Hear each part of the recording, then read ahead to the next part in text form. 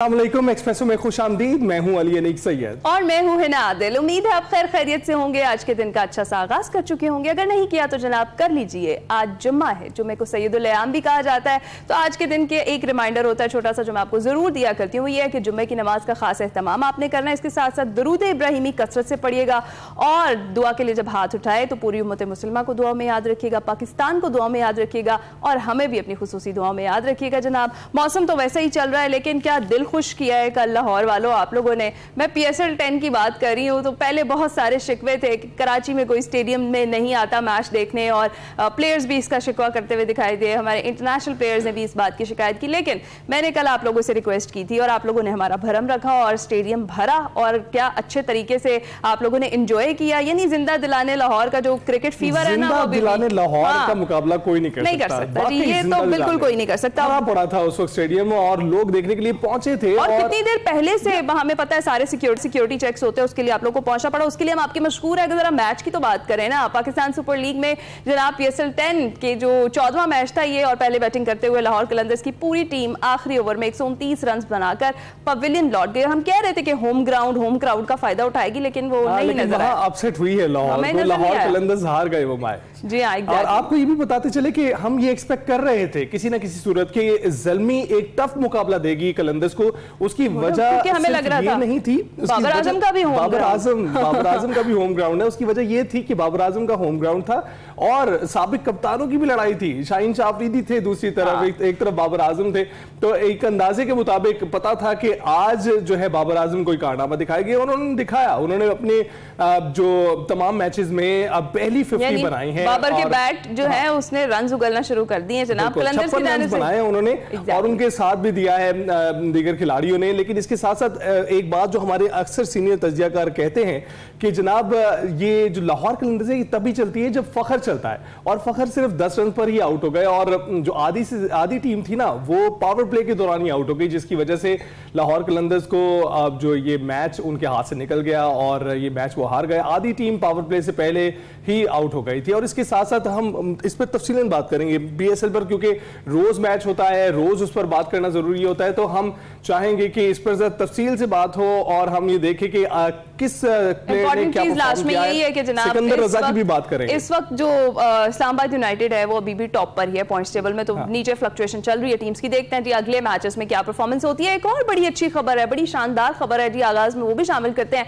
Thailand में weight lifter boxing मुकाबले में पाकिस्तानी बॉक्सर उस्मान वजीर छा गए। उन्होंने भारतीय हरीफ एसवन को शिकस्त दे दी और पाकिस्तानी उस्मान वजीर ने पहले ही राउंड में भारतीय बॉक्सर को नॉकआउट किया। हमारे चैंपियन है जनाब। मुकाबले के आगाज में ही उस्मान वजीर ने जारहाना अंदाज इख्तियार किया और अपने जोरदार हमलों से किसी भी मौके पर अपने हरीफ को संभलने का मौका नहीं दिया। उस्मान वजीर के पैर दर पे मुक्कों की ताब ना लाकर भारतीय बॉक्सर सिर्फ 1 मिनट और 41 सेकंड ही में रिंग में टिक सका और नॉकआउट हो गया। और उस्मान वजीर करियर की 17 इंटरनेशनल फाइट्स जीत चुके हैं और अब तक वो नाकाबिल शिकस्त। कांग्रेचुलेशन उस्मान वजीर। हम हमेशा से आप हमारे हीरो रहे हैं, हमारे प्रोग्राम में भी अक्सर आपसे गुफ्तगू होती रही और हम यही एक्सपेक्ट करते थे जो आपने करके दिखाया। नाकाबिल शिकस्त रहे हैं आप इंटरनेशनल फाइट में, और इसके साथ रिवायती हरीफ को आपने चित किया है, जो कि एक काबिल तहसीन है। और अब बात करते हैं भारत के खुद साख्ता हमले की अपनी बड़ी खबर में।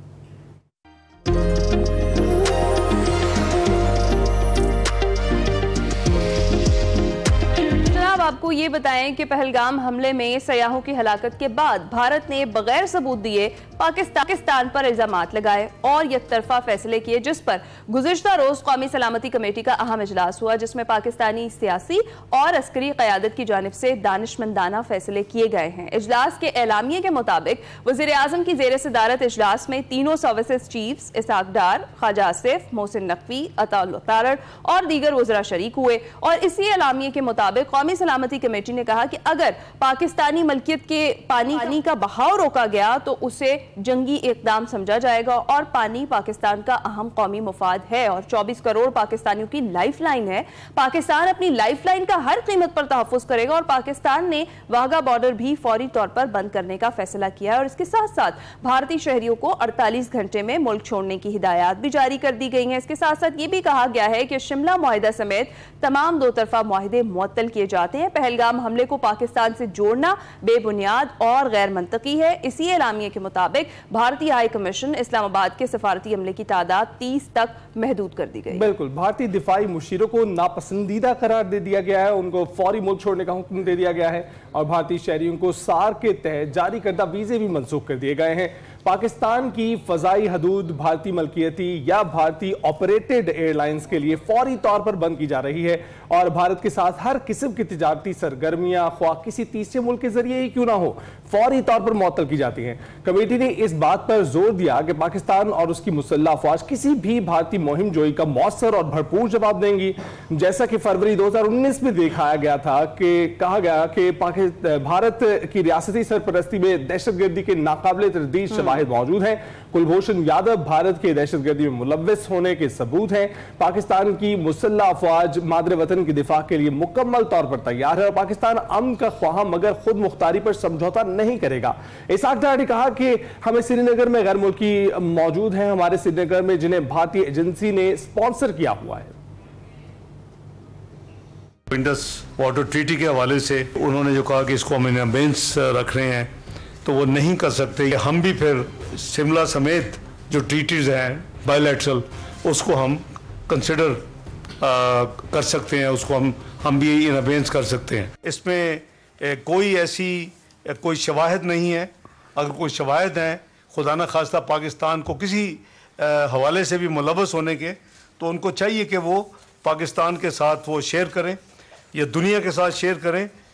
अलबत्ता हमारे पास ऐसे शवाहिद मौजूद हैं कि श्रीनगर में कोई फॉरेन नेशनल्स रिसेंटली आए हैं, उनके पास हैवी इक्विपमेंट है और उनके क्या अज़ाइम हैं, उनके क्या डिज़ाइन है, वो हम पाकिस्तान उस पर कड़ी नज़र रखे हुए हैं। इंडियन इंटेलिजेंस एजेंसी जो है वो इस डिस्प्यूटेड टेरिटरी के ऊपर ये जो लोग जिनका मैंने जिक्र किया उनको उन्होंने स्पॉन्सर किया हुआ है।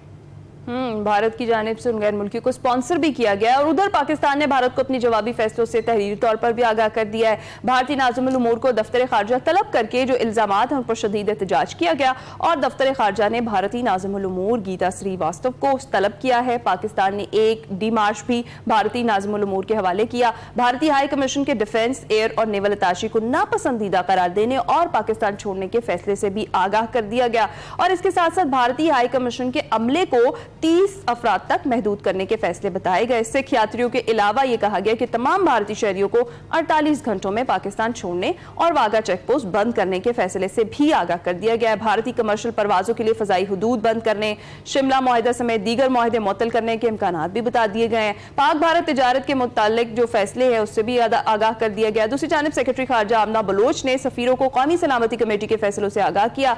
यह सारी सिचुएशन है ओवरऑल जिस पर हम डिस्कशन करनी है। मैं ज्वाइन हैं सैयद मोहम्मद अली साहब, माहिर सिक्योरिटी उमूर है। अस्सलाम वालेकुम सर, गुड मॉर्निंग, कैसे हैं आप? जी वालेकुम सलाम, बहुत शुक्रिया, अल्हम्दुलिल्लाह, आप ठीक हैं? अल्हम्दुलिल्लाह। सर, जिस तरह से अभी हम बात कर रहे हैं भारत का जंगी जुनून और फिर पाकिस्तान का दानिशमंदाना जवाब, ये भारत के लिए कितना मौसर पैगाम है? देखिए, मैं समझता हूँ पिछले 2 दिन के अंदर जो सूरत हाल जनूबी एशिया में पैदा हुई है वो यकीनी तौर पे आलमी और इलाकाई अमन के लिए तशवीशनाक है। और जिस तरह परसों भारत ने कुछ गैर जिम्मेदाराना ऐलानात किए, तो यूँ लगता है कि हर डोमेन में एक बहुत कम्प्रिहेंसिव, टाइमली और इफेक्टिव जवाब जो है पाकिस्तान की तरफ से मुदल्लिल अंदाज में कल दिया गया है। अगर हम जो तमाम डेवलपमेंट्स हैं उसको मैप करें तो यूँ लगता है कि कल के दिन पाकिस्तान का पलड़ा भारी रहा है और पाकिस्तान ने हर डोमेन में भारत के खिलाफ एस्केलेशन डोमिनेंस यानी कि एक तस्वीराती बर्तरी अचीव कर ली है और जो उनकी गलतफहमियां थी उनको काफ़ी हद तक दूर कर दिया है। अगर हम चारों डोमेन्स की बात करें तो डिप्लोमेटिक सतह पे बिल्कुल आपने भी बताया कि पाकिस्तान ने तमाम जो अहम ममालिक के सुफरा हैं उनको एतमाद में कर लिया है, उनको ब्रीफ किया गया है, भारत की हकीकत भी बताई गई है और ये भी बताया गया है कि पाकिस्तान अपने कौमी सलामती के लिए हर जो ऑप्शन है उसको महफूज रखता है और अगर हर पाकिस्तानी की जिंदगी का जो दारोमदार है पानी के ऊपर, 24 करोड़ पाकिस्तानियों की जिंदगी का दारोमदार पानी पे है, उसकी सप्लाई अगर मुनक़ता या रोकने की कोशिश की गई तो पाकिस्तान हर वो ऑप्शन कंसिडर कर सकता है जो उसकी सलामती के लिए ज़रूरी है और वो मुकाम, बेस या जरिया जिसके जरिए से पाकिस्तान के पानी को रोकने की कोशिश की जाएगी, उसको पाकिस्तान तबाह करने की सलाहियत, इरादा हर वक्त और तैयारी भी रखता है। दूसरी बात यह है कि पाकिस्तान ने माशी सतह पे एक बहुत अहम और फौरी इक़दाम उठाए हैं जिसका माशी नुकसान भारत को बहुत ज़्यादा पहुंचेगा। आप जानते हैं कि 70 से 80% जो भारत की एविएशन ट्रैफिक है वो मगरबी यूरोप, मिडल ईस्ट और नॉर्थ अमेरिका की जानिब जाती है, जिसको अगर पाकिस्तान की एयर स्पेस डिनाई कर दी जाए तो उनका रूट भी लंबा हो जाएगा, उनके किराए भी महंगे हो जाएंगे, जिसकी वजह से वो इंटरनेशनल जो एविएशन इंडस्ट्री में बहुत बड़ा उनको नुकसान होगा और उनका शेयर दीगर एयरलाइंस हासिल कर लेंगी। तीसरी बात यह है कि पाकिस्तान की सबसे इम्पोर्टेंट बात हमारी, आपने एक खुशाइन तब्दीली पिछले 2-3 साल देखी है कल कि तमाम सियासी जमातें सीना मिला के, कंधे से कंधा मिला के पाक फौज और हमारी क़यादत के साथ खड़ी हो गई है। चाहे वो पानी का मामला हो, चाहे नहरी मामलात हों, चाहे पीटीआई के सियासी इख्तलाफात हों, तमाम जमातों की जानिब से यकजान होके भारत को एक इत्तेहाद के साथ मजबूत और मुस्तहकम कौम का पैगाम दिया गया है सियासी सतह पे। और चौथी और आखिरी डोमेन जो है वो फौजी है, जिसमें अल्हम्दुलिल्लाह पाक फ़ज़ाइया, पाक फौज, पाक बहरिया और हमारी तज़वीराती स्ट्रेटेजिक फोर्सेस हर वक्त तैयार है। और 6 साल पहले तो शायद आप जानते हैं कि जनरल आसिम मुनीर DGI थे, आज वो आर्मी चीफ हैं, तो हमने किसी हद तक रहमदिली का मुजाहरा किया था भारतीय जाहिरियत के सामने। इस दफा हो सकता है कि हम उस रहमदिली का मुजाहरा ना करें। बिल्कुल, जहां से भी जवाब आ रहा है 2 कदम आगे बढ़कर जवाब दिया जा रहा है। तो आप समझते हैं मोहम्मद अली साहब कि जो मोदी का अंदाजे हुक्मरानी है उस पर हम बात करेंगे, लेकिन जो बढ़त मारी है उन्होंने पहलगाम का, ऐसा जवाब देंगे कि जो सोच से भी कहीं ज्यादा होगा। और जो स्पीच की है उन्होंने ना सिर्फ हिंदी में थी बल्कि इसके साथ साथ उसको इंग्लिश में भी किया ताकि अक़वाम आलम तक उनकी आवाज पहुंच सके। हमने सफीरों को बुलाकर ये बातचीत की है, अपना पैगाम उन तक पहुंचाया है, लेकिन क्या दुनिया में हमारा केस ठीक तरह से डिफेंड हो रहा है? जी देखिए, ये एक खुशाइन बात है कि भारत के इंतहाई गैर जिम्मेदाराना तर्ज अमल के नतीजे में आलमी बरादरी बतदरीज उनकी हकीकत से वाकिफ हो रही है और पाकिस्तान का जो मौक़िफ़ और बयानिया है भारत और कश्मीर के हवाले से वो सही साबित हो रहा है। आपने देखा कि भारत ने पिछले चंद सालों में किस तरह अपनी इंटेलिजेंस एजेंसी के जरिए सियासी मुखालफिन को अमेरिका, कनाडा, बरतानिया, ऑस्ट्रेलिया, न्यूजीलैंड में हलाक करने की कोशिश की, जिसका एतराफ़ अमेरिका के बाज़ाब्ता तौर पर महकमे डिपार्टमेंट ऑफ जस्टिस ने भी किया है। तो और आप जानते हैं कि जो साबिक सदर बाइडन थे उन्होंने भारत में दौरे के दौरान ये बात बाज़ाब्ता तौर पे वज़ीर आज़म मोदी से भी उठाई थी। जो कैनेडियन वज़ीर आज़म है वो भी ये बात कर चुके हैं। हाल ही में आप जानते हैं कि अमेरिका और भारत के दरमियान एक माशी तनाव भी मौजूद है। तो इन तमाम चीज़ों के सामने रखते हुए जो भारत की हकीकत है अब बतदरीज वो दुनिया के सामने आ रही है और दुनिया के जो उसके हलीफ और अहम इत्तेहादी भी हैं वो थोड़ा सा तशवीश की निगाह से भारत को देख रहे हैं। लेकिन ये जरूरी है कि हमारे सुफरा जो हैं पूरी दुनिया में भारत की फॉल्स फ्लैग ऑपरेशन की तवील तारीख, दहशतगर्दी की पुष्ट पनाही और एक निहायत अग्रेसिव और गैर जिम्मेदाराना तस्वीराती तर्ज अमल को पूरी दुनिया की आलमी ताकतों, लीडर्स के सामने रखें ताकि दुनिया बेहतर अंदाज में इससे वाकिफ हो सके। बिल्कुल सही। और मोहम्मद अली साहब, जिस तरह से ये अभी अली ने भी जिक्र किया कि मोदी की जानिब से जो कहा गया है या उनका मीडिया जो मुसलसल चला रहा है, कह रहा है हमारी तभी हमारे नायब वज़ीर आज़म ने भी और हमारा जिस तरह से कौमी सलामती का इजलास हुआ उसके बाद भी एक स्ट्रॉन्ग मैसेज यही गया। ख्वाजा आसिफ ने भी बारहा यही कहा कि अगर तो किसी किस्म की मुहिम जोई करने की कोशिश की गई तो फिर उसका जवाब जो है वो पहले से बुरी तरह से दिया जाएगा। अभी आपने भी इसका जिक्र किया।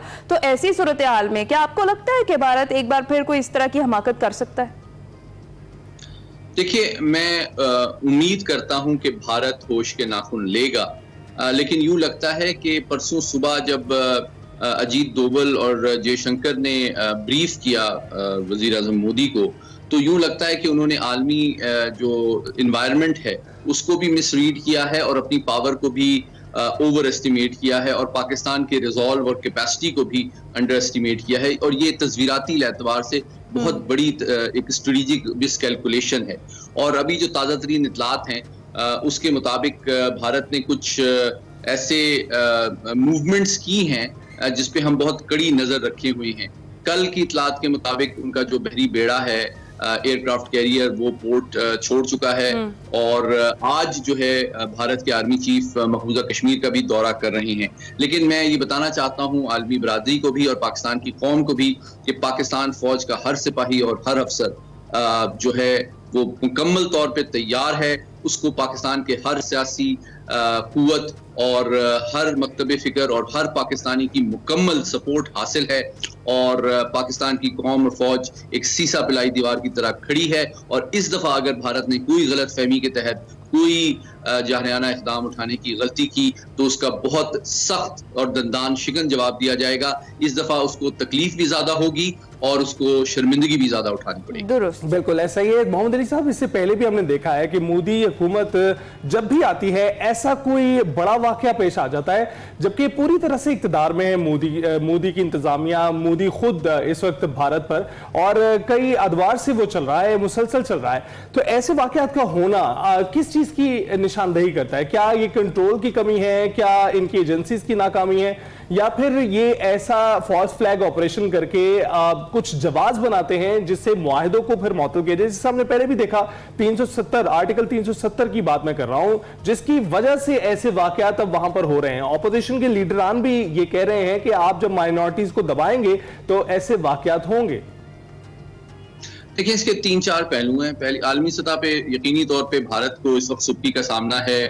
उसकी दहशतगर्दी की पुष्पनाई पूरी दुनिया के सामने बेनकाब हो चुकी है और माशी एतबार से भी दबाव का सामना है और चीन के साथ भी मसाइल हैं, अमेरिका के साथ भी तनाव बढ़ रहा है, जनूबी एशिया में भी बांग्लादेश जो है वो भी उसके असर और रसूख से निकल रहा है, अफगानिस्तान के अंदर भी मसाइल हैं, तो वो रीजन में भी आइसोलेट हो रहा है। तो यूं लगता है कि उसकी एक कोशिश है इस तरह के फॉल्स फ्लैग ऑपरेशन से जो दुनिया की तवज्जो है अपनी गलतियों और नाकामियों से हटा के पाकिस्तान की जानिब, इस्लाम की जानिब और कश्मीरियों को बदनाम करने के लिए इस्तेमाल की जाए, जो यकीनी तौर पे नाकाम होगी।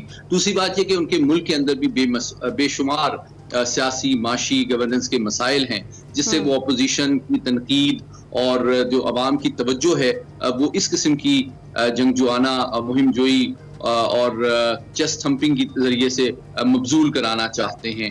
और तीसरी बात उनकी फौज का भी मसला ये है कि वो बहुत अच्छी तरह जानती है पाकिस्तान की सलाहियत को भी, पाकिस्तान के इरादे और काबिलियत को भी, और वो जानती है कि पाकिस्तान एक मुस्तनद एटमी ताकत है।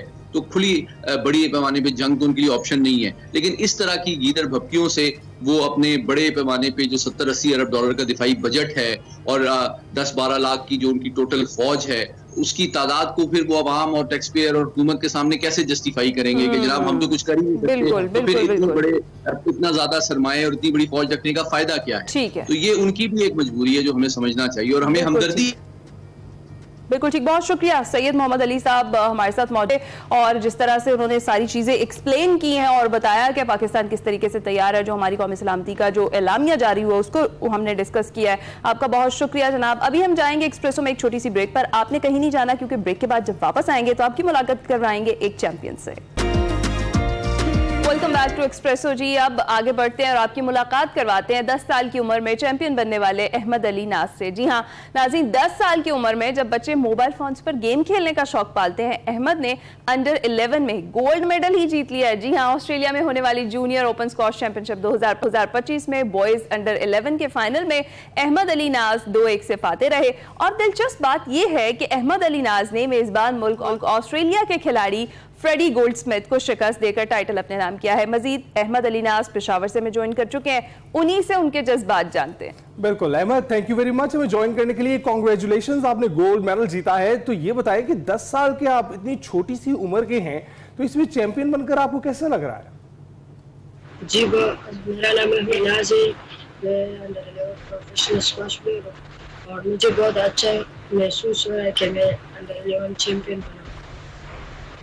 अच्छा अहमद, माशाल्लाह आपके साथ साथ हमें भी बड़ा अच्छा महसूस हो रहा है कि आप चैंपियन बन गए हैं। मुझे ये बताएं कि जब आप वापस आए तो पेशावर में आपका बड़ा इस्तकबाल हुआ, आपको कैसा लगा? कोई गिफ्ट वगैरह भी मिले आपको फैमिली की तरफ से, दोस्तों की तरफ से? बहुत बड़ा इस्तकबाल हुआ और फैमिली और दोस्तों सब की तरफ से गिफ्ट भी मिले हैं। जबरदस्त। तो ये बताएं कि आप कौन सी क्लास में पढ़ते हैं और आपका पढ़ने का दिल भी करता है या सिर्फ स्क्वॉश खेलने का ही दिल करता है? नहीं, पढ़ने का भी दिल करता है, मैं 7th क्लास में। अच्छा, तो मुझे बताएं कि पढ़ाई में भी आप ऐसे ही हैं, चैंपियन ही हैं जिस तरह से स्क्वॉश में हैं? हाँ, पढ़ाई भी टॉप 10 पोजीशन में था। अच्छा, तो अच्छा ये बताइएगा कि ऑस्ट्रेलिया में चैंपियनशिप में सबसे मुश्किल मैच कौन सा लगा आपको? जी, सबसे मुश्किल मैच फाइनल था। अच्छा, फाइनल बहुत मुश्किल था। कहीं ना कहीं फाइनल में आपको लगा कि यार कहीं मैं हार ना जाऊं बस इससे, फ्रेडी गोल्डस्मिथ से जो आपका मुकाबला था? नहीं, मुझे ऐसा नहीं लग रहा था कि हार जाऊं, लेकिन मेरे कोच ने मुझे कहा था अगर आप मेहनत करोगे, आप अपने आप को टाइट करोगे तो आप नहीं जीत सकोगे, आप नहीं हार सकोगे। अगर आप अपने आप को लूज करोगे तो फिर आप हार सकोगे। जबरदस्त। तो अहमद, ऑस्ट्रेलिया का आपका विजिट था, वहां पर सिर्फ मैचेस खेले या फिर घूमे फिरे भी और एंजॉय भी किया? एंजॉय भी किया और मैचेस भी खेले। राइट। अच्छा ये बताएं कि आप कितनी ट्रेनिंग करते हैं, आपको कितनी मेहनत करनी पड़ती है ये गोल्ड मेडल जीतने के लिए? जी, 2 घंटे ट्रेनिंग करते, फिर उसके बाद 1 घंटा फिजिकल करते। अच्छा, ज़बरदस्त। मुझे ये बताएं कि 7th क्लास में हैं आप, पढ़ाई भी बहुत मुश्किल होती जा रही होती है, जब आप ग्रेड 5 से ऊपर जाते हैं तो टफ हो जाती है, फिर उसके साथ साथ आपकी ट्रेनिंग भी मुश्किल आप कह रहे हैं, तो कितना टाइम आप ट्रेनिंग को देकर कितना पढ़ाई को देते हैं और मैनेज कैसे करते हैं, किस वक्त में करते हैं आप अपनी ट्रेनिंग? जी, जब स्क्वाश से आते हैं तो फिर डायरेक्ट ट्यूशन जाते हैं तो 2 घंटे पढ़ाई को देते हैं। राइट। तो आपका ट्रेनिंग में दिल लगता है कि नहीं? हाँ, लगता है। जबरदस्त। मुझे ये बताएं कि ट्रेनिंग के साथ साथ कोई स्पेशल डाइट प्लान भी आपका होता है जो आपने फॉलो करना होता है? हाँ जी। अच्छा, क्या क्या खाते हैं आप? जी, घर में जो भी हो सब्जी। अच्छा, ठीक है। तो दालों और सब्जियों की वजह से आपकी ये स्ट्रेंथ मौजूद है। अच्छा ये बताएं कि आप आपके दोस्त भी क्या आपकी स्ट्रेंथ बनते हैं? क्या वो कहते हैं कि आपको खेलना चाहिए, मजीद आगे बढ़ना चाहिए जैसे दीगर लोग कह रहे होते हैं?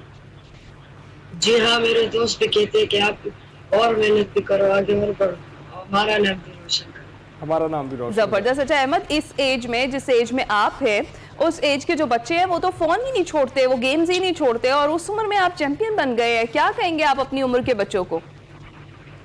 वो लोग भी अपने लिए स्क्वाश सिर्फ नहीं और गेम अप्लाई करें, वो लोग भी हमारी तरह चैंपियन बन सकते हैं।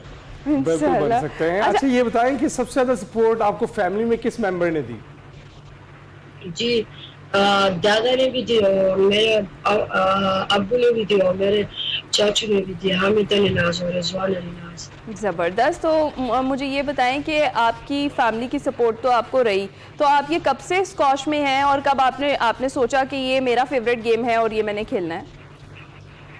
जी, ये हमारे इलाके में एक मेरा दादा का दोस्त था, उसका नाम हाजी अब्दुल रऊफ नाम है, और उसका बेटा स्क्वॉश खेलता था, तो उसने हमारे दादे को कहा कि इन लोगों को भी स्क्वॉश में बैठवा ले, तो हम उस टाइम से हम स्क्वॉश में बैठे और फिर हम वहाँ पे ट्रेनिंग करते हैं। बिल्कुल, दादा के दोस्त ने सही ट्रैक पर आपको लगा दिया। लेकिन ये बताइएगा कि अब किस ट्रैक पर आप आगे बढ़ना चाहेंगे, क्या करना चाहेंगे, क्या गोल्स हैं आपके? जी, आपके गोल्स क्या हैं, अब आगे क्या करना चाहेंगे? जी, मैं आगे करना ये चाहता हूँ कि जैसे जाशिर खान, जहांगीर खान, सर कमर समान, हाशिम खान और रोशन खान ने अपने रिकॉर्ड रखे, इसी तरह मैं भी अपना रिकॉर्ड रखूँ। जबरदस्त, इंशाल्लाह। मुझे बताएं कि इतने सारे नाम आपने ले लिए हैं, आपका मेंटोर कौन है? कोई एक जिसको आप फॉलो करते हो स्क्वॉश के लिए, आप कहते हो कि ये मेरा आइडियल है? जी, सर कमर समान। ज़बरदस्त ज़बरदस्त। और उन्हीं के नक्शे कदम पर आप चले हुए हैं और इंशाल्लाह आप आगे चलकर भी छाए ही रहेंगे। मुझे ये बताएं कि जब आपने आगाज़ किया तो आपको मुश्किल होती थी स्टडीज़ और इसको मैनेज करने के लिए, क्योंकि आपको बराबर का टाइम देना पड़ता है, फिर इस एज में तो और भी एक्टिविटीज़ करने का प्लान होता है, आप भी यूज़ करते हैं फ़ोन और गेम्स और सारा कुछ, या फिर टाइम ही नहीं बचता? जी, पहले बहुत मुश्किल होता था सब चीज़ें करना, अभी आदत हो गई, तो 4 साल हो गए तो अभी कर सकते हैं। अच्छा, आपने कोच के मुतालिक बताया, आपको कोचिंग कौन करता है? जी, मेरा कोच गुलाब शेर है। अच्छा, ये आपके टीचर हैं? ये आपके टीचर हैं? हेलो, हाँ जी, वो हमारा टीचर है। अच्छा, ज़बरदस्त। अच्छा अहमद, मुझे ये बताएं कि जिस तरह से आपको पेशावर में ज़बरदस्त किस्म का इस्तकबाल भी हुआ, तो जब आप स्कूल गए वापस ये चैम्पियनशिप जीत कर, तो वहाँ पर आपका कैसा वेलकम किया गया? वहाँ पर आपके टीचर्स ने, आपके प्रिंसिपल ने, आपके दोस्तों ने कैसा वेलकम किया आपका? जी अभी तक स्कूल नहीं गया, मंडे से जाऊंगा। अच्छा, तो ये अब तो आप सेलिब्रिटी बन चुके होंगे स्कूल में, और लोग जो है ना आपको सेलिब्रिटी ट्रीटमेंट देते होंगे। जब आप मंडे से वापस आपने कहा कि आपने अभी जाना शुरू करना है स्कूल, तो आपको तब आप ये फील करेंगे कि भाई आप तो स्टार बन गए अहमद, आप वापस आए तो आप छा गए हैं। बहुत शुक्रिया। अहमद अली नाज हमारे साथ मौजूद थे, इतने क्यूट से अहमद, और उस उम्र में जिस उम्र में बच्चे फ़ोन पर गेमें खेल रहे होते हैं, उस उम्र में यार वो चैंपियन बन गए हैं, गोल्ड मेडल जीत लिया माशाल्लाह से। तो ये बड़ी फ़ख्र की बात है। ये है हमारा टैलेंट, ये है हमारी जनरेशन जो आगे आ रही है, जो हर चीज़ में आगे बढ़ रही है। अभी हम जाएंगे छोटी सी ब्रेक पर, आप कहीं मत जाइएगा। Welcome back. आज आपको बताएं कि पाकिस्तान समेत दुनिया भर में मलेरिया से आगाही का आलमी दिन मनाया जा रहा है, और इस दिन को मनाने का मकसद ये है कि लोगों में इस मर्ज से मुतल्लिक आगाही फराहम की जाए। पाकिस्तान का शुमार मलेरिया के हवाले से हसास तरीन ममालिक में किया जाता है। मलेरिया एनोफिलिस नामी मादा मच्छर के जरिए फैलने वाला मुतादी मर्ज है, जिसका जरासीम इंसानी जिस्म में दाखिल होकर जिगर के खुलियों पर हमलावर हो जाता है, और बुखार, सर दर्द, मतली, कमर और जोड़ों में दर्द मलेरिया के बुनियादी अलामात में शामिल है। मलेरिया की बरवक्त तशखीस और इलाज ना होने की सूरत में ये मर्ज जानलेवा भी साबित हो सकता है। अपने इर्द गिर्द सफाई सुथराई का मुनासिब ख्याल रखने समेत एहतियाती तदबीर इख्तियार की जाएं तो मलेरिया से बचाव मुमकिन है, और इस हवाले से आज हम बात करेंगे। जी हाँ, बात करने के लिए हमारे साथ मौजूद हैं doctor Qadir, public health expert हैं। अस्सलाम वालेकुम डॉक्टर फला, गुड मॉर्निंग, कैसी हैं आप? जी वालेकुम सलाम, good morning to you. I am good, how are you? अल्हम्दुलिल्लाह, थैंक यू। सबसे पहले तो आज के दिन के हवाले से, जब मलेरिया से आगाही का दिन मनाया जा रहा है, मैं चाहूँगी कि एक तो इस दिन की इम्पोर्टेंस पर और इस दिन पर अवेयरनेस फैलाना कितना ज़्यादा ज़रूरी है आपके ख्याल में। और हमें तो एक मिसकंसेप्शन यही है कि किसी भी मच्छर के काटने से मलेरिया हो सकता है, तो क्या मलेरिया ख़ास किस्म के मच्छर के काटने से ही होता है, या फिर किसी किस्म के भी मच्छर के काटने से ये बीमारी जो है लाहक हो सकती है? जी, thank you so much to lighten on the very important topic, and it's very crucial to talk about that. ये बहुत ही अहम है, क्योंकि मलेरिया का जो एपिडेमिक हम जिसे कहें, ये पेंडेमिक में तब्दील हो जाता है। और आपने बिल्कुल अपने इंट्रोडक्शन में ये बात बिल्कुल सही कही कि एनाफिलस मॉस्किटो जो है, इसके काटने की वजह से मलेरिया ट्रांसमिट होता है one human to another. And if person is infected, तो उसको अगर मॉस्किटो बाइट करता है, अगर किसी शख्स को मलेरिया हुआ है, उसको अगर वो मच्छर बाइट करेगा और वही कैरियर जो है वो दूसरे if he take the blood to another person, तो वो उसको इन्फेक्ट कर सकता है। तो this is the mode of transmission. So where malaria is present in the locality जहाँ पर इसका पेंडेमिक हुआ है, या जहाँ बहुत ज़्यादा केसेस रिपोर्ट हुए हैं, तो वहाँ पर मोस्टली चांसेस यही हैं कि वहाँ पर मलेरिया जो है वो ट्रांसमिट होगा। हमने हमेशा जो है बात की है, कोविड के दौर में हम इस चीज़ को अंडरस्टैंड कर चुके हैं, मोड ऑफ ट्रांसमिशन को, कि मोड ऑफ ट्रांसमिशन कितना इम्पोर्टेंस रखता है।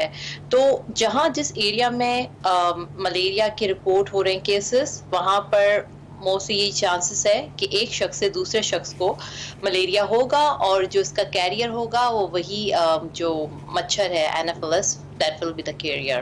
ठीक, डॉक्टर साहब ये बताइएगा कि डेंगू और मलेरिया में आप किस तरह से डिफरेंशिएट करते हैं इनिशियल जो स्टेजेस होती हैं वहाँ पर, और अमूमन डेंगू में तो एक ही तरीक़ाकार है जिससे आप उसको प्रिवेंट कर सकते हैं, पैराडोल की गोली लेनी होती है जिसकी वजह से वो होता है ठीक होना शुरू हो जाता है और आप खुद रिकवर करते हैं, आपकी बॉडी खुद से रिकवर करती है। मलेरिया में किन चीज़ों का ख्याल रखना चाहिए और कौन सी अद्वियात लेनी चाहिए? जी एक्चुअली मलेरिया एंड डेंगू के जो मतलब जो मैं कहूँ कि इन्फेक्शन है, इट इज़ डिफरेंट। और डेंगू जो है वो एक एक्यूट इन्फेक्शन है जो उसकी एक्यूटली वो ट्रीट होता है। इसमें जैसे हम ब्लड को देखते हैं, इसकी ब्लड के लिए जो है वो बहुत ज़्यादा फोकस होता है कि कहीं हेमरेज ना हो जाए, किसी किस्म का ब्लीडिंग ना हो जाए, बट मलेरिया इज डिफरेंट। अगर आप सिम्टम्स की बात करें तो मोस्टली सिम्टम्स जो है वो सेम ही होते हैं, बुखार, जोड़ों में दर्द, मतली, बुखार और लाइक यू नो कि आपकी नकाहत होना। और इसमें मलेरिया के अंदर जो है वो सबसे अच्छी बात यह है कि मलेरिया जो है वो अगर इनिशियली अगर तशखीस हो जाए तो हम इसको एंटी मलेरियल जो ड्रग्स होती हैं उनके थ्रू जो है वो ट्रीट कर सकते हैं। इसमें टेस्ट बहुत इंपॉर्टेंट होता है कि कौन सा ऑर्गेनिज्म है, कौन सा जो है वो बैक्टीरिया इसके अंदर ग्रो कर गया है और उसके अकॉर्डिंगली हम जो है वो मेडिसिन देते हैं। समटाइम प्रोफिलैक्सिस मेडिसिन भी यूज़ होती हैं। जिस एरिया में आप ट्रैवल कर रहे हैं और मलेरिया की केसेस बहुत ज़्यादा हैं तो we can also recommend the prophylaxis drugs. Prophylaxis drugs are those drugs जो एक शील्ड के तौर पे काम करती हैं। So it is a big difference between dengue and malaria, although it's mosquito disease but there is a lot of symptom difference. Alright, तो doctor साहब जिस तरह से सिम्टम्स का आपने जिक्र किया है तो ये बताएं कि कितने अरसे में सामने आते हैं? अगर एक मरीज को काट लिया है एनोफिलिस ने तो उसके बाद जो सिम्टम्स है कितनी देर में जाहिर होना शुरू होंगे जिसके बाद आपको अलर्ट होना चाहिए कि आपको टेस्ट कराना है फौरन? और दूसरा ये कि जो मलेरिया का पेशेंट होता है उसको कौन कौन सी एहतियाती तदाबीर फिर अपनानी चाहिए ताकि वो इस मुहलिक बीमारी जो है वो उससे बचे, और घर में क्या दीगर जो है वो इक़दाम किए जाने चाहिए ताकि बाकी लोग उससे महफूज रह सके?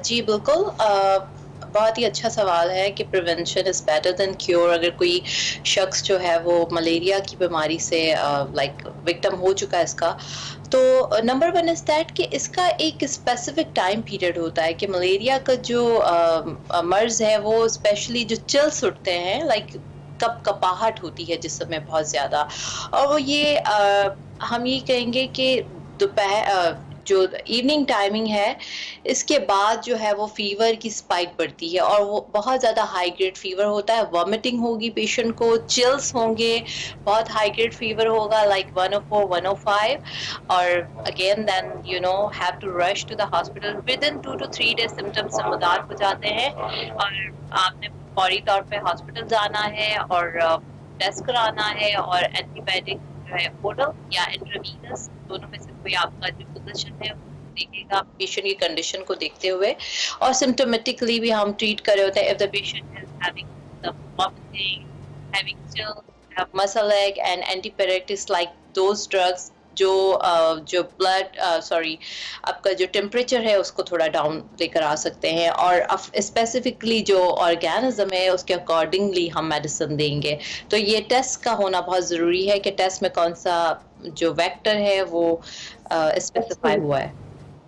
डॉक्टर साहब इसका मतलब है कि सिर्फ टेस्ट से ही ये डायग्नोस हो सकता है, लेकिन अमूमन होता ये है कि हर बीमारी जो है वो शुरू बुखार से होती है। आपको पता चलता है कि आपके जिस्म में कोई बैक्टीरिया मौजूद है, कोई इन्फेक्शन मौजूद है, बुखार की वजह से आपको इसका अंदाज़ा होता है। लेकिन टेस्ट के अलावा क्या ये कभी का साथ होना मलेरिया की निशानदेही करता है कि ये किसी बिल्कुल ओके। और इसके अलावा ये बताइएगा कि आप घर में जो ये अमूमन कहा जाता है कि मच्छरों की जब यलगार होती है तो वो कुछ दिन के खास औकात में होती है, यानी शाम के वक्त होती है, या इसको हम कहते हैं dusk and dawn the time period. Like मैं अगर बहुत ही आसान वर्ड में कहूँ, मगरिब के बाद का जो लाइट सा रोशनी सी होती है एंड देन ब्लैकिश हो रहा होता है आसमान, उस टाइम पर ये मच्छर जो है ना इस टाइम पे ज़्यादा एक्टिव होते हैं। और डस्क एंड डाउन से और जो फजर के औकात का टाइम होता है इस टाइम पीरियड पर, तो you have to be careful about that. You have to be like close the windows, sleeve जो है वो आपकी पूरी होनी चाहिए, नेट का इस्तेमाल करें। और एक मैन मेड एक केमिकल है that's very crucial to discuss, that known as the डीट।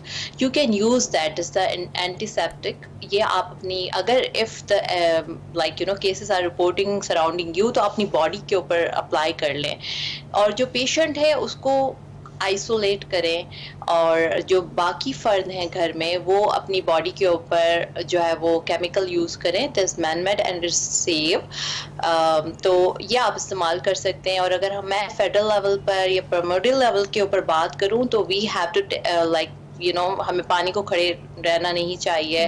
बहुत ज़्यादा जो स्टिग्नेंट वाटर होता है उसको have to make some strategies जो WHO ने रेकमेंड की है पाकिस्तान को, क्योंकि पाकिस्तान के बहुत ज्यादा केसेस रिपोर्ट हो रहे हैं। Thank you so much. Doctor फलक कादिर हमारे साथ मौजूद थी और बहुत तरीके से, खासतौर पर जिस तरह से आज मलेरिया से बचाव का आलमी दिन है तो उस पर डिस्कस कर रही थी और बता रही थी कि एहतियाती तदाबीर कौन कौन सी है, बिकॉज हमेशा ऐसा ही है कि एहतियात इलाज से बेहतर होती है। तो आप लोग अपना जो है ख्याल रखें, एहतियात कीजिए। मॉस्किटो रिपेलेंट जो है वो इसके लिए जरूरी है और खासतौर पर किसको मलेरिया हो गया घर में तो उसको आइसोलेट कर दीजिए। इसी के साथ हम जाएंगे एक्सप्रेसो में एक छोटी सी ब्रेक पर, आप कहीं मत जाइएगा। प्रोग्राम के दूसरे हिस्से में खुशामदीद जनाब। इस घंटे में भी आपके साथ शेयर करने के लिए हमारे पास बहुत कुछ है, लेकिन टॉप ऑफ द आवर हम शामिल करेंगे अपना सेगमेंट माइंड मैटर्स, जिसमें वकार अहमद मलिक आज बात कर रहे हैं कि ज्यादा वक्त अपने साथ गुजारने की क्या नुकसानात हो सकते हैं। तो आइए जानते हैं। अस्सलाम वालेकुम नाज़रीन, मैं हूं वकार अहमद और आप देख रहे हैं माइंड मैटर्स।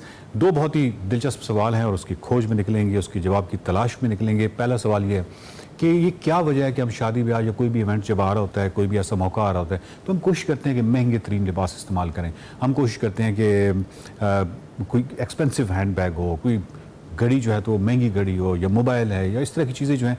हम उस इवेंट के हवाले से क्यों इस तरह सोचते हैं कि हमें स्पेशल लगना चाहिए और लोग जो हैं वो तमाम क्योंकि हमें देख रहे होंगे तो हमें महंगी तरीन चीज़ें जो हैं वो लेनी चाहिए। दूसरा सवाल ये है कि पब्लिक स्पीकिंग, क्योंकि इससे जुड़ा हुआ है कि जब आप पब्लिक स्पीकिंग या आप तकरीर करने जाते हैं तो आपकी टांगें जो है वो क्यों कांपना शुरू हो जाती हैं।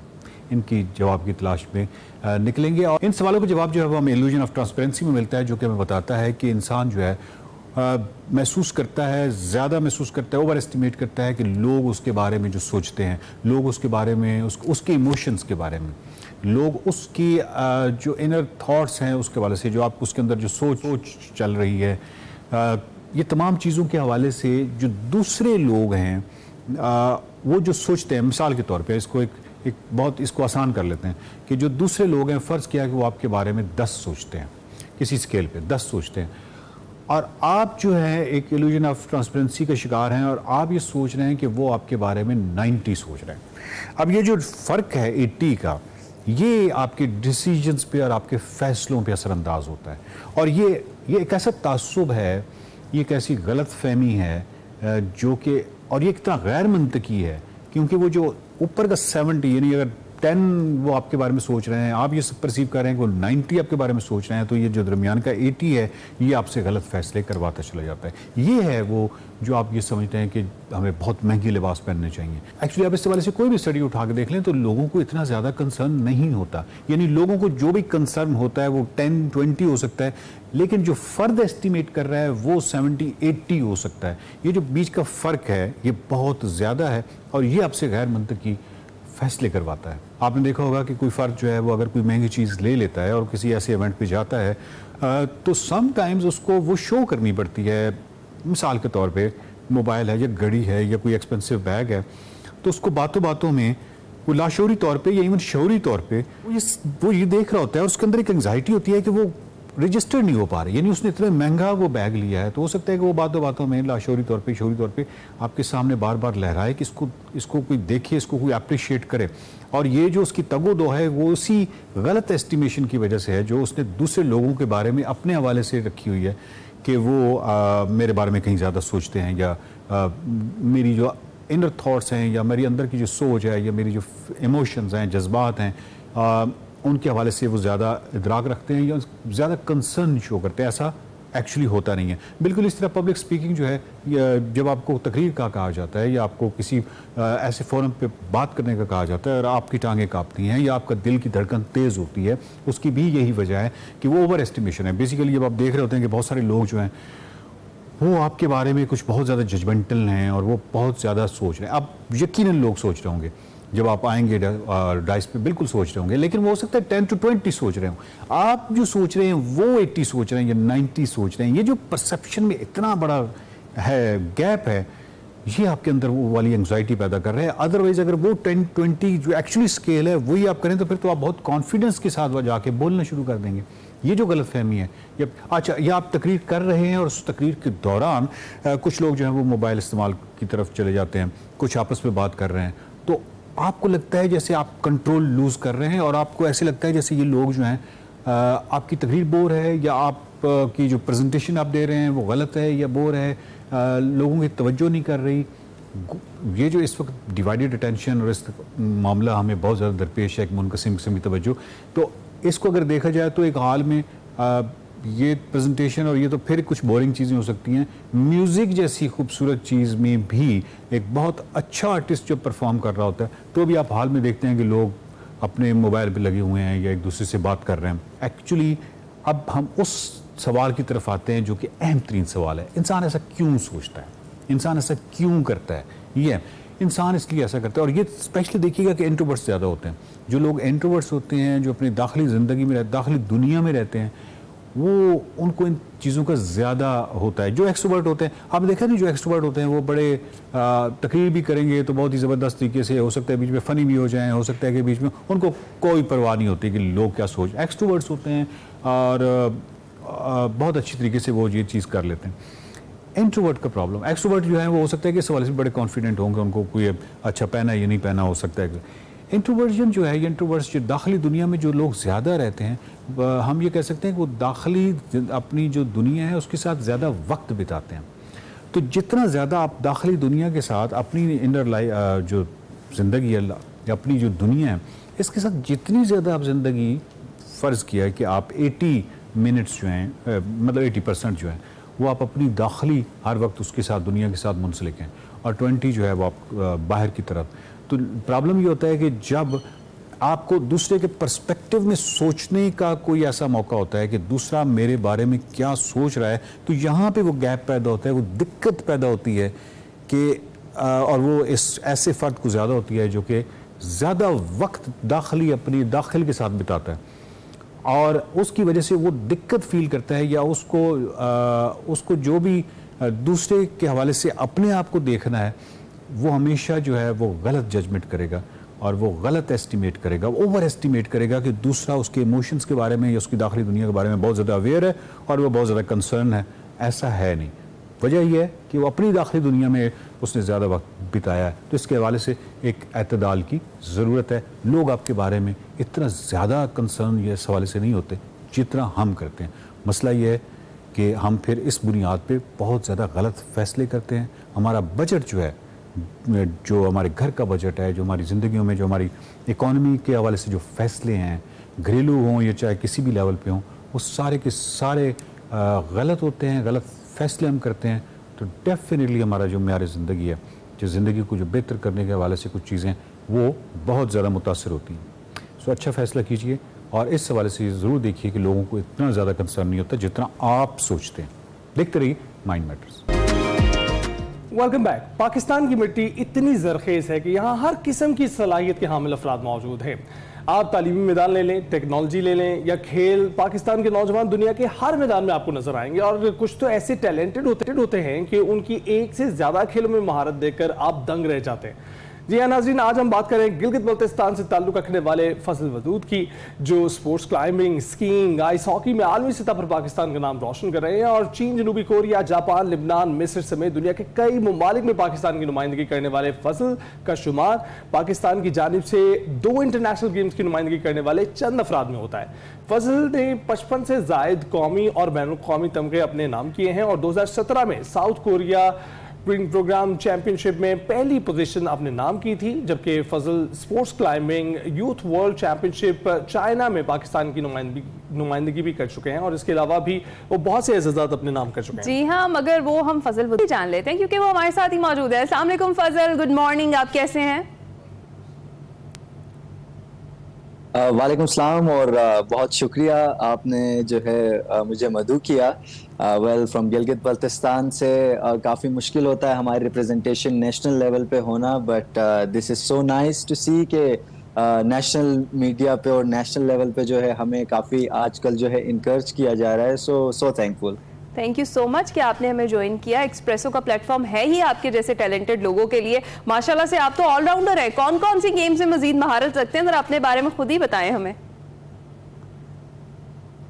वेल जैसे कि आपने पहले भी मेंशन किया कि दो इंटरनेशनल का ज़रा मैं मेंशन करता चलूं कि अल्पाइन स्कीइंग और स्पोर्ट्स क्लाइंबिंग जो है जिसको मैं इंटरनेशनली पाकिस्तान को रिप्रेजेंट कर चुका हूं, और इसके अलावा जो है गिलगित बल्तिस्तान का स्कॉश का फर्स्ट प्लेयर भी मैं रह चुका हूं, और पाकिस्तान का यंगेस्ट पैराग्लाइडर जो है मैं रह चुका हूं।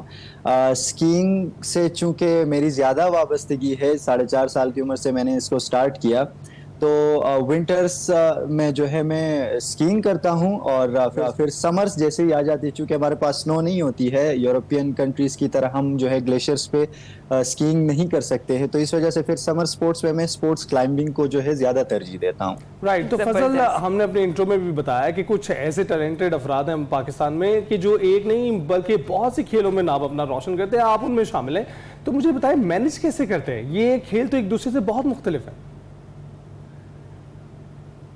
बहुत सारे लोगों का ये सवाल होता है कि बंदा एक गेम को जो है वो प्रॉपरली जो है फोकस नहीं रह पाता, तो फिर इतने मल्टीपल स्पोर्ट्स को कैसे? तो इसका आसान जो है मैं जवाब ये दूंगा, क्योंकि एडवेंचर स्पोर्ट्स जो है वो तकरीबन ही सिमिलर एक्सरसाइजेस होती हैं, जितने भी एक्सट्रीम स्पोर्ट्स की मैं बात कर रहा हूँ।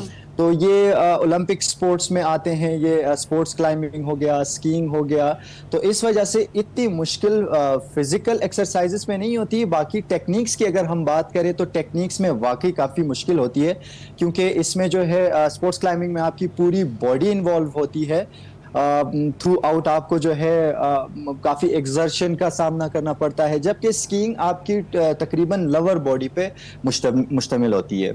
ज़बरदस्त। अच्छा, आपने जिस तरीके से एक्सप्लेन भी कर दिया खुद से, और आप आलमी सतह पर बहुत दफ़ा पाकिस्तान की नुमाइंदगी कर चुके हैं, तो मुझे ये बताएं कि टोटल अभी तक कितने आपने मेडल्स जीते हैं, कितनी ट्रॉफीज़ हैं आपके पास, और कहाँ कहाँ आपने पार्टिसिपेट किया है?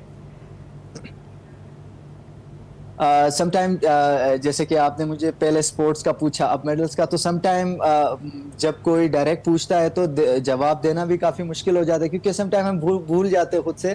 तो जैसे कि मैंने पहले भी मेंशन किया कि 55 प्लस जो है मेडल्स तकरीबन अल्हम्दुलिल्लाह मेरे पास मौजूद है इस वक्त, जिसमें नेशनल और इंटरनेशनल जो है वो शामिल है, और लाइक हमारे लिए बहुत बड़ी अचीवमेंट है, चूँकि मैं पहले भी तकरीबन कह चुका हूँ अपने मुख्तलिफ इंटरव्यूज़ में कि हमारे पास इंफ्रास्ट्रक्चर ऑल ओवर पाकिस्तान की मैं बात कर रहा हूँ, स्पोर्ट्स इंफ्रास्ट्रक्चर काफ़ी जो है लो मयार का है, तो वहाँ पे फिर जो है आप इतने सारे अचीवमेंट करें विद लिमिटेड रिसोर्सेज, तो आई थिंक ये एक बहुत ही बड़ी बात होती है या बहुत ही बड़ा कारनामा होता है एक एथलीट के लिए, इतने लिमिटेड वसाइल। तो फजल ये बताइएगा कि ये वर्सेटाइल होना आपको पसंद है या आपको कोई एक स्पोर्ट्स दूसरे से ज़्यादा पसंद है?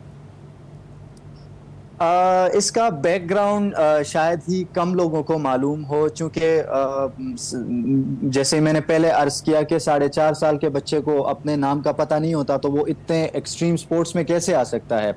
मेरे वालिद जो हैं उन्होंने मुझे इस तरफ मदऊ किया, और उन्होंने ही जो है ये सारी ट्रेनिंग दी, एंड बेसिकली वो ही मुझे जो है लाइफ स्किल के साथ जो है जितने भी ये मॉडर्न स्पोर्ट्स की तरफ पाकिस्तान के अंदर, चूँकि इसका रुझान इतना नहीं था और मुझे खुद भी जाहिरी बात है इस चीज़ के बारे में इतना इल्म नहीं था, तो मेरे वालिद साहब जो हैं उन्होंने इसी तरफ मुझे लाया और फिर एक्सट्रीम स्पोर्ट्स के अंदर जो है रखा।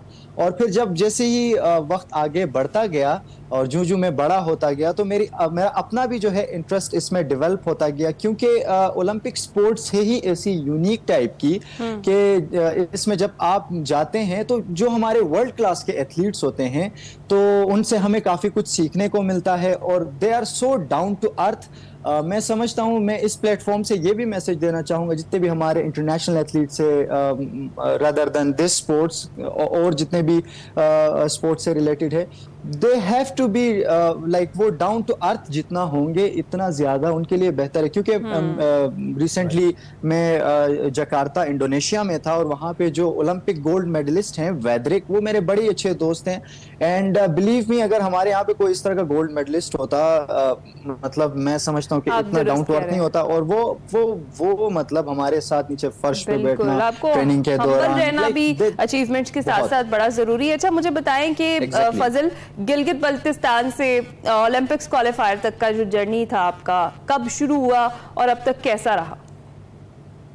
ओलंपिक क्वालिफायर्स जो है नो डाउट अगेन मैं यही कहूँगा कि बहुत बड़ी अचीवमेंट थी मेरे लिए। ओलंपिक इटसेल्फ जो एक बहुत बड़ा प्लेटफॉर्म है, अगेन मैं इसको ज़रा क्लियर करना चाहूँगा ताकि सारों को पता लगे कि व्हाट्स ओलंपिक और उसकी वेल्थ क्या है। दुनिया के अंदर जो एक्सट्रीम स्पोर्ट्स होते हैं या दूसरे जो स्पोर्ट्स होते हैं उसके 4 मेगा इवेंट्स होते हैं हमेशा। फर्स्ट पे ओलंपिक्स आता है, सेकंड पे जो है वर्ल्ड चैंपियनशिप आता है जो कि हर 2 साल बाद होता है, और थर्ड पे जो है वर्ल्ड कप होता है जो कि साल में 8 या 7 मरतबा जो है कैलेंडर इवेंट में मुख्तलिफ स्पोर्ट्स के होता है। और फोर्थ पे हर कॉन्टिनेंट का, हमारा चूंकि एशिया में आता है तो हमारा एशियन कॉन्टिनेंट कप या एशियन गेम्स जो है हमारे फोर्थ पे जो है आते हैं। फिर गिलगित से जो है इसका सफ़र इसलिए भी मुश्किल था क्योंकि हमारे पास यहाँ पे मैंने पहले भी बताया कि ट्रेनिंग फैसिलिटीज़ उस टाइप की नहीं है, तो हमें नेशनल कैंप के लिए जो है वो इस्लामाबाद का रुख करना पड़ता है। इस्लामाबाद स्पोर्ट्स कॉम्प्लेक्स के अंदर हमें जो है एंट्री करनी पड़ती है, वहाँ पे फिर जो है एथलीट्स हॉस्टल में रहना पड़ता है और काफ़ी लंबा एक सफ़र होता है। 5 से 6 महीना आप घर नहीं जाते, आपके कोचेस जो हैं वो डाइट प्लान आपका रखते हैं जो कि अगेन मैं कहूँगा एक लिमिटेड, क्योंकि जो इंटरनेशनल डाइट प्लान होते हैं या ट्रेनिंग्स होते हैं वो हमसे बहुत ही अच्छे होते हैं और हम अपने लिमिटेड रिसोर्सेज में जो देसी अंदाज होता है उसी तरीके से ही हम पाकिस्तान के अंदर ट्रेनिंग करते हैं। तो फिर हमारे जो ट्रेनिंग का प्रोसीजर होता है, हमारे फिजिकल ट्रेनिंग होते हैं, जिम ट्रेनिंग होता है और उसके अंदर फिर हम टेक्निक्स पे काम करते हैं। तो तकरीबन दिन के अंदर जब अगर हम टोटल इसको लगा ले तो कोई 7 से 6 घंटे या 8 घंटे हमारा प्रैक्टिस सेशन होता है डेली के एतबार से जब हम नेशनल गेम्स में होते हैं। राइट। तो फजल ये बताइएगा कि जब हम क्लाइंबिंग की बात करते हैं तो हमें पता चलता है कि जो बड़े बड़े क्लाइंबर्स हैं वो कोशिश करते हैं कि उनकी जो लोअर बॉडी है उसका वजन ज़्यादा ना हो ताकि उन्हें क्लाइंबिंग में आसानी हो, और दूसरी जानिब जब हम आइस हॉकी देखते हैं तो वो लोअर बॉडी से ही ज़्यादा खेली जाती है, उसमें वो ज़्यादा इंगेज होती है जिसकी वजह से आपको उसको मजबूत बनाना और उसको ताकतवर रखना, तवाना रखना ज़्यादा ज़रूरी होता है। तो ये दोनों बड़ी कॉन्ट्राडिक्टरी चीज़ें हैं जो आप एक साथ कर रहे हैं, कैसे कर पाते हैं? इसको भी मैं क्लियर कर देता हूं। बहुत सारे लोगों को ये डाउट होता है कि मल्टीपल स्पोर्ट्स में जाना नो डाउट इतना आसान काम भी नहीं है। स्पोर्ट्स पर्सन्स 2 किस्म के होते हैं, एक बाय ब्लड या बाय बर्न होता है कि जैसे वो पैदा हो और जैसे कि मैं 4.5 साल से था। एक होता है कि जब आप कॉलेज यूनिवर्सिटी से उससे स्टार्ट करते हैं तो उसको आप प्रॉपर स्पोर्ट्स पर्सन नहीं कह सकते, क्योंकि अब जैसे कि मेरा तकरीबन अगस्त में 24 ईयर्स मेरे कंप्लीट हो जाएंगे, तो मेरे 20 साल हो चुके हैं तकरीबन 19.5-20 साल तो मैं स्पोर्ट्स के अंदर ही हूँ। तो हमारी बॉडी जो है वो उस इन्वायरमेंट के तहत वो खुद को ढाल लेती हैं और हमारी बॉडीज जो हैं वो तकरीबन उस चीज के अंदर चली जाती हैं कि हम किसी भी स्पोर्ट्स के अंदर चले जाएं तो वो आसानी से हम उसको जो है ले लेते हैं। ये मैं सिर्फ अपनी बात नहीं कर रहा, जितने भी हमारे स्पोर्ट्स पर्सन हैं जो कि बिगनिंग से कर रहे हैं, चाहे वो क्रिकेटर्स हैं, फुटबॉलर्स हैं, स्क्वॉश प्लेयर्स हैं, स्कीयर्स हैं, स्पोर्ट्स क्लाइंबर्स हैं या हॉकी प्लेयर्स हैं, सारों की मैं बात कर रहा हूँ, अगर वो शुरू से कर रहे हैं तो उनको किसी भी स्पोर्ट्स में जाने में इतनी दुश्वारी पेश नहीं आती है। ठीक है। अच्छा, मुझे फजल ये भी बताइएगा, जिस तरह से भी आपने स्पोर्ट्स क्लाइंबिंग और आइस हॉकी के बारे में एक्सप्लेन कर दिया है खुद से, और जो तरीका होता है इसके लिए और फिट कैसे रहना है, ये भी मुझे ये बताएं कि इसके इन दोनों के अलावा भी कोई ऐसा खेल है जिसमें आपकी दिलचस्पी ज़्यादा, और अगर आपको कहा जाए कि किसी एक खेल को आपने चूज़ करना है तो किसका इंतखाब करेंगे? मुझसे अगर पूछा जाए तो सबसे पहले तो दोनों ही बड़ी बेस्ट है, क्योंकि दोनों की वजह से मुझे पहचान दोनों की वजह से मुझे जो है पहचान मिली, पाकिस्तान को रिप्रेजेंटेशन जो है वहाँ से मैंने की, तो थोड़ा सा डिफिकल्ट है। बट अगर मेरे एतबार से मेरी राय पूछी जाए तो मैं विंटर स्पोर्ट्स को ज़्यादा तरजीह देना पसंद करूँगा। उसकी वजह यह है, एक तो हमारे गिलगित बल्तिस्तान के अंदर विंटर स्पोर्ट्स जो है माशाल्लाह डे बाय डे हर साल जो है वो जो है अप एंड अप होता जा रहा है, जो कि एक बहुत अच्छी बात है। इसके अंदर यूथ इन्वॉल्व हो रही है तो वहाँ से टैलेंट सामने आता है। तो रिसेंटली भी हमने जो है तकरीबन 50+ जो है फीमेल्स को ट्रेनिंग दी कैनेडियन हाई कमीशन और AKRSP के तहत, और उसमें जो है तकरीबन काफ़ी हमने यंग टैलेंट को देखा। हमारे पास इतने अपॉर्चुनिटीज़ नहीं होते गिलगित बल्तिस्तान के अंदर, और सर्दियों में तो ये इलाका बिल्कुल ही जैसे माउंटेन्स यहाँ के फ्रीज हो जाते हैं, वैसे इलाका भी यहाँ पे टोटली फ्रीज हो जाता है, कोई एक्टिविटी इतनी होती नहीं है। तो विंटर स्पोर्ट्स जो है मैं समझता हूँ कि बहुत ही अच्छी चीज़ है। चूँकि स्पोर्ट्स क्लाइंबिंग भी बहुत ही एक्टिव स्पोर्ट है, लेकिन उसका मसला हमारे पास ये है कि हमारे पास प्रॉपर फैसिलिटीज़ उस टाइप की नहीं है। तो विंटर स्पोर्ट्स का ये है कि चले हम सर्दियों में किसी खेत के अंदर या किसी लेक पे चले जाते हैं, तो आइस स्केट्स आपने पहन ली, आप आइस स्केट कर लें या आइस हॉकी खेल लें, और इसी तरह के यहाँ पे बड़े बड़े मेगा इवेंट्स भी होते हैं। फिर अगर स्कीइंग की हम बात कर लें, हमारे पास स्लोप्स हैं, नलतर जैसे मकाम पे हमारे पास स्लोप हैं। अगर हम फ्री स्कीइंग करना चाहते हैं तो हमारे पास एक्सट्रीम स्लोप जो है कराकोरम रेंजेस में, हिमालयन रेंजेस में हमारे पास मौजूद हैं। तो मैं ज्यादा जो है, आपने जो मुझसे पूछा, तो मैं विंटर स्पोर्ट्स पे ज्यादा जो है दिलचस्पी रखता हूं, जो है आप तवज्जो रखते हैं, आप चाहते हैं कि लोग इसकी जानिब राग़िब हों और अपना किरदार आप अदा कर रहे हैं। तो फजल, बहुत बहुत शुक्रिया हमसे बात करने के लिए। वेलकम बैक टू एक्सप्रेसो जी। आप कुछ बात कर लेते हैं पाकिस्तान सुपर लीग की। तो पीएसएल सीजन 10 जिसके मैचेस जारी हैं, हमने आगाज में आपसे कहा था कि इस पर जरा डिटेल में भी डिस्कशन करेंगे।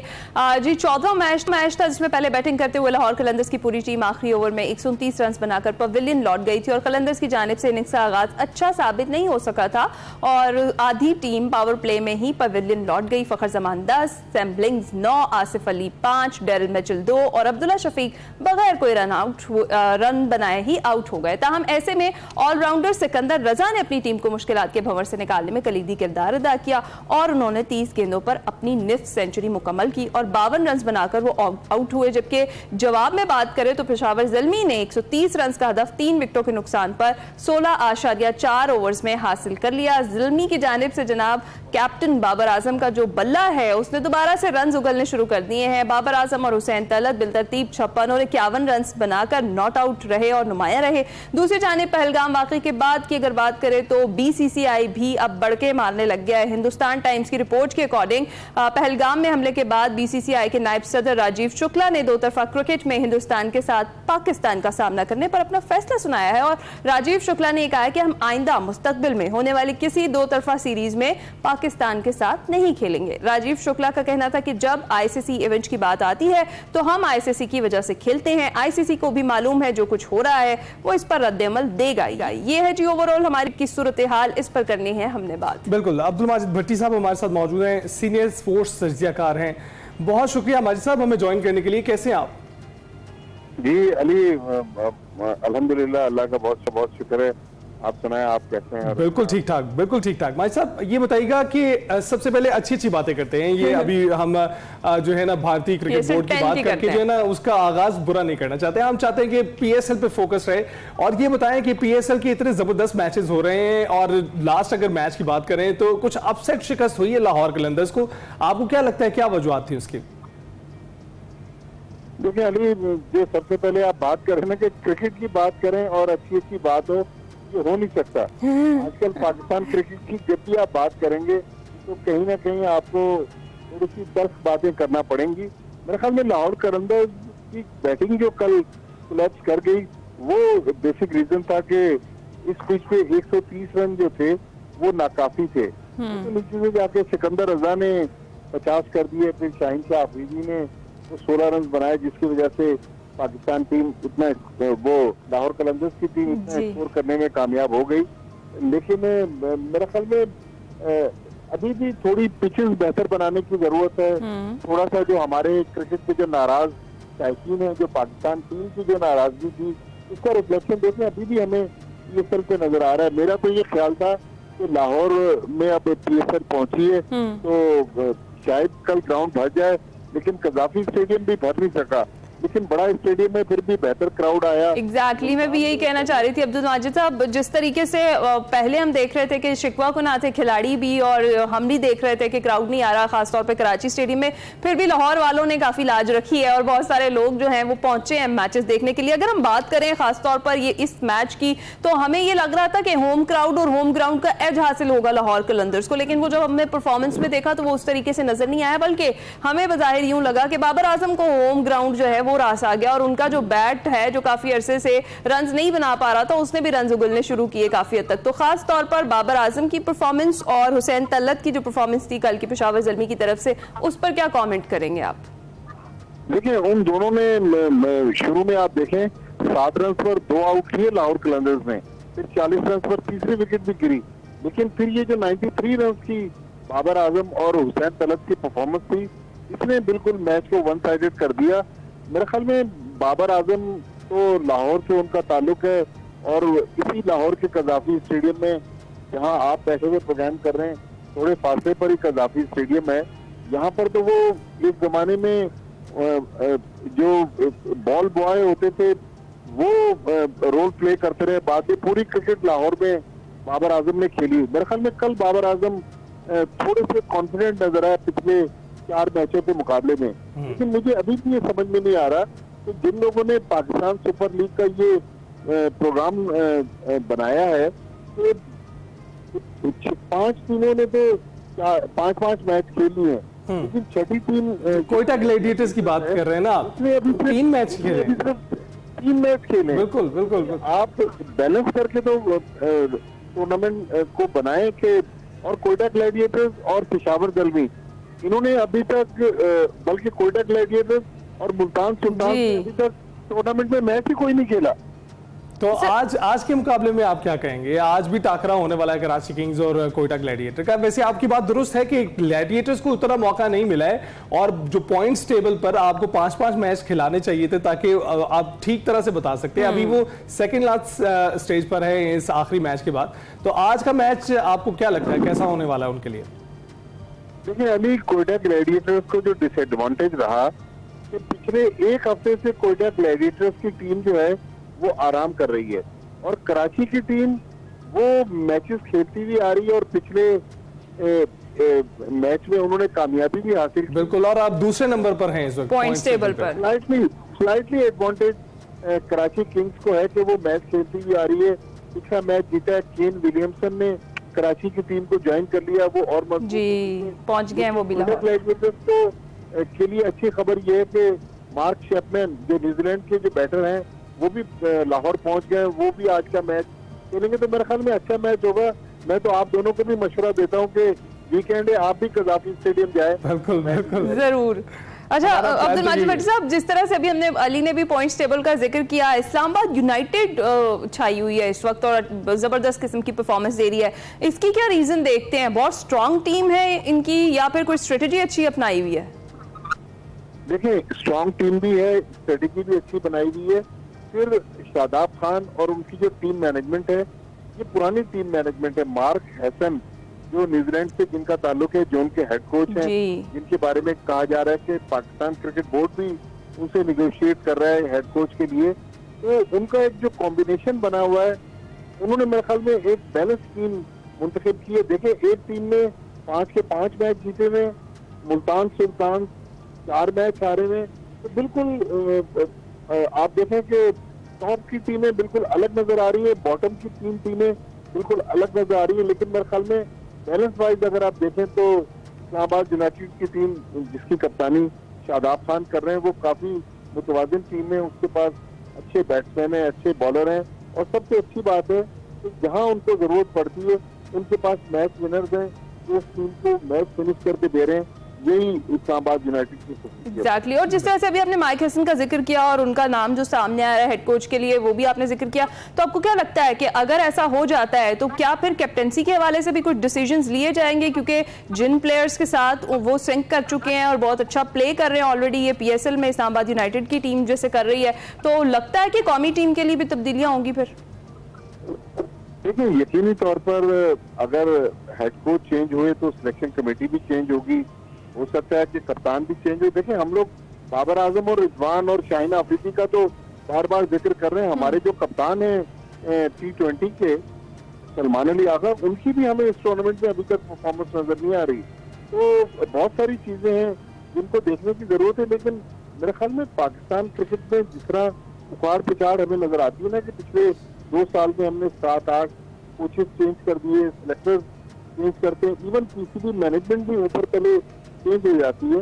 तो मेरे ख्याल में जो भी लोग आए, अगर उनको 2-2, 3-3 साल का जब तक हम वक्त नहीं देंगे, कोई भी टीम पाकिस्तान की इस गरीबी टीम को खड़ा नहीं कर सकता। बिल्कुल ठीक। माजिद साहब बहुत बहुत शुक्रिया हमसे गुफ्तगू करने के लिए और इस ताज़ा तरीन PSL की सूरत हाल से आगाह करने के लिए, हमारे नाजरीन को भी। और इसके साथ साथ हम देखते हैं कि लाहौर में जो ये अब मैचेस हो रहे हैं काफ़ी क्राउड जमा हो रहा है। शायद ये प्लेयर पावर भी है जिसको लोग अपने पसंदीदा प्लेयर्स को देखने के लिए मैदान का रुख कर रहे हैं और जहाँ पर कदाफी स्टेडियम में मौजूद हैं। लेकिन इसके साथ साथ we are happy for Babar Azam कि वो अपने होम ग्राउंड पर अच्छा परफॉर्म करने लगे हैं और अब मिस सेंचुरी उन्होंने एक मैच में की है 5 मैचेस के बाद। लेकिन फिर भी चले कोई एक छोटा सा नजर ना लगा दीजिएगा बाबर आजम को, ठीक है। हम देखते हैं कि आगे चलकर अगले मैचेस में कैसा। लेकिन लाहौर कलंदर्स के लिए हम थोड़ा सा अफसोस है, हमें नजरी का शिकार है। वो पॉइंट्स टेबल पे नीचे गिरते चले जा रहे हैं और मैचेस जो है वो लूज करते चले जा रहे हैं। तो हम उम्मीद करते हैं कि लाहौर कलंदर्स भी कम बैक करेगी और बाबर आजम भी अपने ज़ल्मी के साथ आगे बढ़ेंगे और जबरदस्त मुकाबले पेश करेंगे। हम ब्रेक पर जाएंगे। Welcome back. क्या आपने कभी परियां देखी हैं? मैंने देखी हैं और ये मैं नहीं कह रहा, मुस्तनसर हुसैन तारड़ साहब कह रहे हैं अपने फ्लैगशिप शो कारवां सराय में, जिसकी कुछ झलकियां आपको दिखाते हैं और जानते हैं उन्होंने ये परियां कब और कहां देखी। ख़वातीन और हज़रात, क्या आप तसव्वुर कर सकते हैं कि मैंने एक मरतबा 2 परियां देखी, सचमुच की परियां, बहुत खूबसूरत, छोटी छोटी सी थी, उनके पर भी थे, फ्रॉक भी थे और मैं बता नहीं सकता कि वो कितनी खूबसूरत थी। और वो मैंने कहाँ देखी? एक अदारा PSRD अदारा बहाली है माजूरा, वहाँ पे मुझे बुलाया गया और वो जो बच्चे थे मुख्तलिफ जिनके मसाइल थे, उन्होंने एक टैबलो पेश किया। बहुत इंटरेस्टिंग टैबलो थे, मतलब गुमान भी नहीं होता था कि इनमें कोई बच्चा जो है माजूर है या किसी कमी का शिकार है। और उनके आगे स्टेज पर 2 परियां बैठी है, तो मैं उनमें इंटरेस्ट ले रहा था, वो इतनी खूबसूरत थी। तो जब वो टैबलो ख़त्म हुआ तो मैं उनके पास गया। ख़वातीन और हज़रात, कैन यू इमेजिन कि वो दोनों जो बच्चियां थी, ना उनके पाँव थे ना उनके हाथ थे, और उनको वो पर लगा के फ़राक पहना के बिठाया गया। आप देखें कि किस्मत जो है इतनी खूबसूरत बच्चियों को कहाँ ले जाती। और ये अदारा ऐसा है, मैं तो बहुत हैरान हुआ क्योंकि ये कोई बहुत मारूफ अदारा नहीं है, इनके टेलीविज़न पे ऐड नहीं चलते, इनके इश्तिहार नहीं लगते हर जगह। ये अपने आप में मगन खिदमत खल्क़ के लिए ये काम किए जाते हैं और मेरा ख्याल है कि पाकिस्तान के बड़े अदारों में इसका शुमार होता है। जैसे हमारे पास स्कूल में एक बच्चा क्रॉलिंग करता हुआ आता है और 10 से 12 साल का जो अरसा होता है जिसमें उस बच्चे की मुख्तलिफ सर्जरीज होती हैं, ऑपरेशंस होते हैं। अच्छा, ये सारे इसी अदारे में, इसी इदारे में सर। यानी आपके बहुत कॉम्पिटेंट सर्जन्स भी होंगे और डॉक्टर्स भी होंगे। बिल्कुल ऐसा ही है सर। एक आर्टिफिशियल लिम्स होते हैं और एक वो ब्रेसेस वगैरह होते हैं जिनके बॉडी पार्ट्स तो जिन पेशेंट्स के पास होते हैं लेकिन वो ठीक से वर्क नहीं कर रहे होते, बहुत वीक होते हैं या कभी कभी तो बिल्कुल ही वो डिसेबल्ड हो चुके होते हैं, तो उनके लिए बनाना, उनको ऑर्थोसिस वगैरह कहते हैं। अच्छा, ब्रेसेस ऑब्वियसली एक अलग शोबा है जी, और लिम्स बनाना अलग डिफरेंट है। ये दोनों ही जो है वो लिम्स सेंटर में ही दोनों को बनाया जाता है। तो जनाब देखना मत भूलिएगा इस बार का कारवां सराय इतवार की शब 8:05 पर सिर्फ एक्सप्रेस न्यूज पर। इसी के साथ हम आपसे चाहेंगे इजाजत, आपसे मुलाकात होगी अब पीर को। अपना ख्याल रखिएगा, फीडबैक जरूर दीजिएगा, बेस्ट ऑफ एक्सप्रेसो भी जरूर देखिएगा। अल्लाह हाफिज।